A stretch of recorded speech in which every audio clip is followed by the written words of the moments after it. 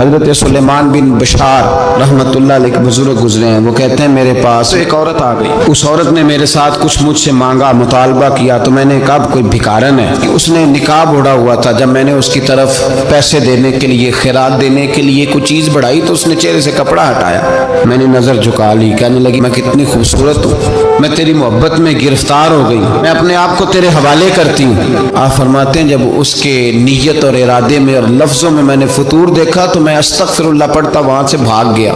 इतना दौड़ा कि मैं बसरा से बाहर निकल गया। औरत से दौड़ रहा है, मर्द, नौजवान, खूबसूरत।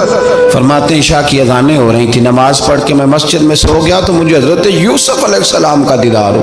कहते मैं हुजूर का गुलाम और गुलामों का गुलाम और सदियों बाद का गुलाम। तो जनाब यूसुफ अलैहिस्सलाम मेरी ख्वाब में आए और कहने लगे उठ जवान, मेरे सीने से लग, यार तूने तो नबी पाक का उम्मती होके वो काम किया है जो मैंने नबी होके किया था।